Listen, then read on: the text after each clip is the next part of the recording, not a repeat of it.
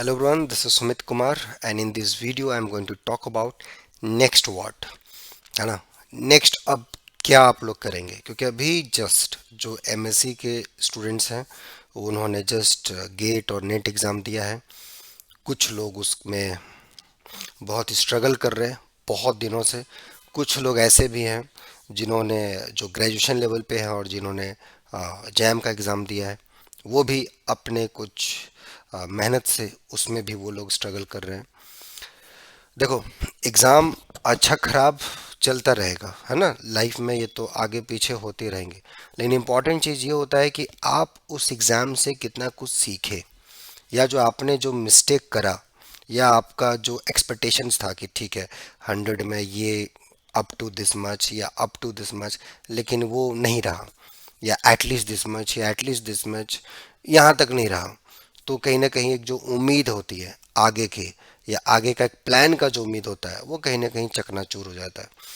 तो उस स्टेप्स में अब हम लोग क्या करें, उसके बाद हम लोग का क्या प्लान होना चाहिए, क्या ऐसा चीज़ होना चाहिए। तो यहाँ पर बस मैं एक चीज़ यही आप लोग को ऐड करना चाहूँगा कि एक बार ठंडे दिमाग से बैठ के सोचो कि ऐसा हुआ क्यों। पहला चीज़ तो ये है, और हुआ तो उसको एक बार नोट डाउन भी कर लो और उस पर एक बार गौर करो कि क्या ये चीज़ों को हम लोगों ने ढंग से सोचा था।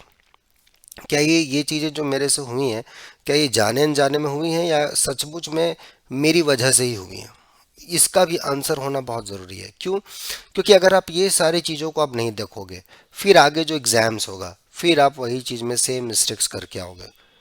क्योंकि कुछ लोगों से जब मेरी बातचीत हो रही है अभी, उन लोगों का यही करना है कि सर मैं 2-3 साल से दे रहा हूँ और ऐसा चीज़ें हो रही है। तो इम्पॉर्टेंट या बुरा कहो या थोड़ा सा शॉकिंग भी ये लगता है कि आप 2-3 साल से वो चीज़ें दे रहे हो और आप अभी तक रियलाइज़ नहीं किए कि वही सेम चीज़ आप मिस्टेक्स किए जा रहे हो। ऐसा नहीं कि हम लोग के साथ मिस्टेक्स नहीं होता था, हम लोग जब एग्ज़ाम देते थे होता था यार, हम लोग भी इंसान है, होता है। लेकिन आदमी उससे कुछ सीखता है ताकि वो एग्ज़ाम्स, अगला एग्ज़ाम्स बेहतरीन रहे पहले के बेटर। मिस्टेक्स तो होंगे, लेकिन वही सेम टाइप के पैटर्न्स वाले मिस्टेक्स, वो चीज़ अगर हो रहा है तो उस पर एक बार बैठ के सोचने की ज़रूरत है। अब ऐसा नहीं कि उसके सोच के सागर में डूब जाए और अंदर में ही गोता लगाए, वैसा नहीं करना है। उसमें सोचना है कि क्या प्रॉब्लम है, ऑप्टिमिस्टिक वे में, थोड़ा एक पॉजिटिव वे में देखना है कि क्या चीज़ें हो रही हैं, और उससे बाहर निकल के आने वाले अपने आप को उस लायक बनाना है ताकि ठीक है ये चीज़ अब हो गया, बस बहुत हो गया, आगे नहीं होगा, ये चीज़ बोलना है। ओके। क्योंकि बहुत लोगों से मैं बातचीत कर रहा हूँ मतलब पर्सनली, और कुछ कुछ चीज़ें जो निकल के आ रही हैं, कुछ लोगों का अंदरूनी से लोग बहुत हिल चुके हैं कुछ कुछ एग्ज़ाम्स को लेके। एक तो ऑफकोर्स पैराडेमिक था, बहुत लोग इसको भी लेके चल रहे थे, लेकिन जो जेनरली बहुत मेहनत कर रहे थे उनके साथ भी कभी कभी मुझे भी बुरा लगा कि उनके साथ ऐसा मतलब क्यों ये सारी चीज़ें चल रही हैं। यही मैं ऐड करना चाहूँगा कि अपने आप पे भरोसा रखो और चीज़ों को देखो कि क्यों हो रहा है, और इतने दूर तक आए हो तो बस हिम्मत मत हारो, आगे अच्छा होगा। आगे और बहुत सारे एग्ज़ाम्स हैं, एनबीएचएम है, आईएसआई है, सीएमआई है।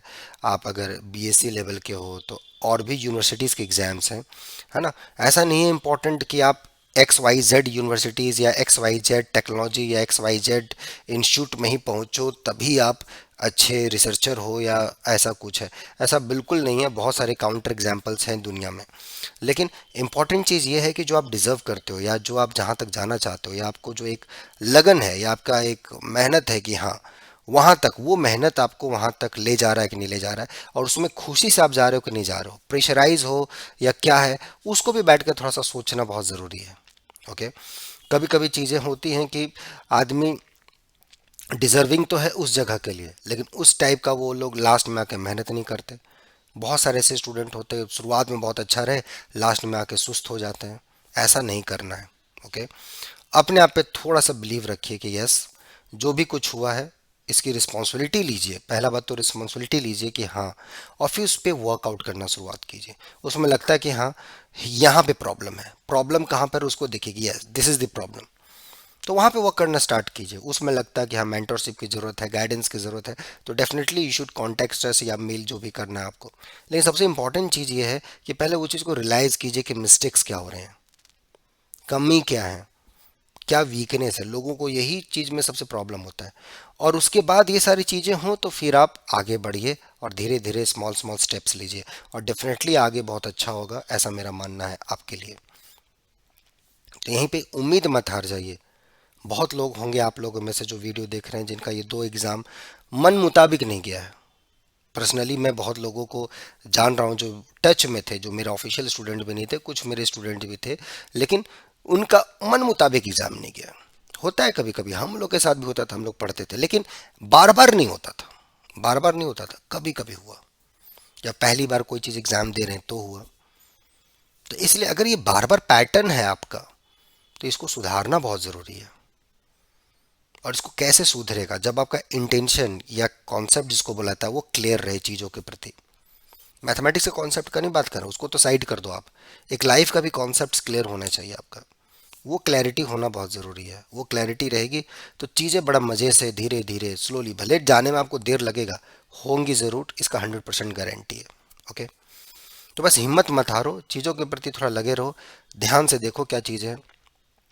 अब मैथमेटिक्स की बात करें, कुछ लोग जो इस टाइप के पैटर्न मिस्टेक कर रहे हैं पिछले 2-3 साल से, उनका जब कॉलिंग, वो लोग से जब बातचीत होती है तो लोगों का कहना रहता है सर ये चीज़ मिलेगा, फलना असाइनमेंट मिलेगा, फलना नोट्स मिलेगा। यार नोट्स और ये सब तो एक जीरोक्स सेंटर में भी मिल रहा है, राइट। जहाँ हम लोग का इंस्टीट्यूशन है वहाँ आसपास बहुत सारे जीरोक्स सेंटर है, वहाँ भी ये सारी चीज़ें मिल जाती है। उसके लिए तो मत ही आओ यार।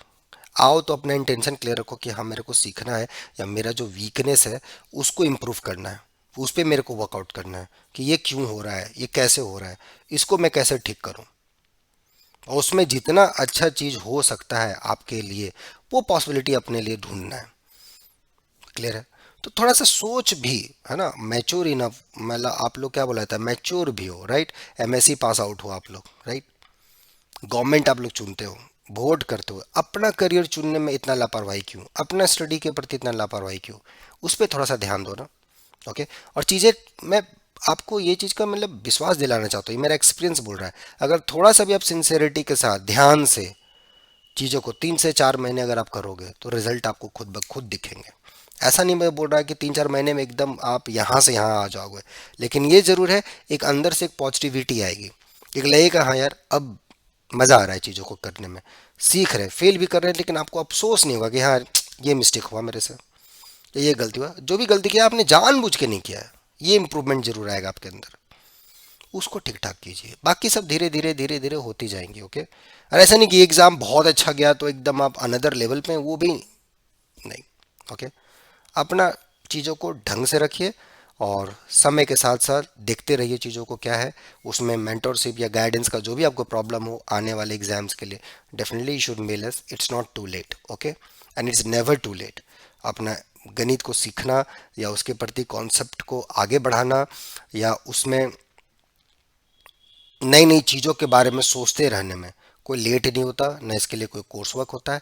उसके लिए जब चाहें जहाँ चाहें वहाँ शुरुआत हो जाए, अच्छे से शुरुआत हो जाए। कहा जाता है जब जागो तब सवेरा, आराम से चलते जाएं। ओके।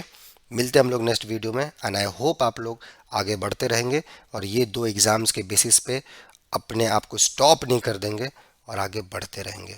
यही मेरा उम्मीद है आप लोगों के प्रति। बाकी हम लोग मिलते हैं बहुत ही जल्द नेक्स्ट वीडियो में। और आप लोग से ये भी नहीं लोगों ने मेल किया था कि सर कुछ क्वेश्चन का सॉल्यूशन बना दीजिए। मैं सारा बना के भेज दूंगा, लेकिन उससे फ़ायदा क्या है बताओ। वही देख लोगे, वही उस पे मतलब चीज़ों को, मतलब क्या बोलूँ, थोड़ा सा ब्रॉड बनाओ, थोड़ा सोच सोच उसको थोड़ा सा इम्प्रूव करते जाओ धीरे धीरे। मैथमेटिक्स के प्रति, मैथमेटिक्स के प्रति बस वही मैं बोल रहा हूँ, और कुछ नहीं। उतना ही थोड़ा सा दिखते जाओ चीज़ों के प्रति ढंग से। ओके। ढंग से हो जाएंगे चीज़ें। आने वाले दिनों में मैं कुछ सॉल्यूशन दूंगा, डेफिनेटली दूंगा, कुछ नए तरीके भी बताऊंगा। ओके। ठीक है, चलो टेक केयर, अपना ध्यान रखो भाई।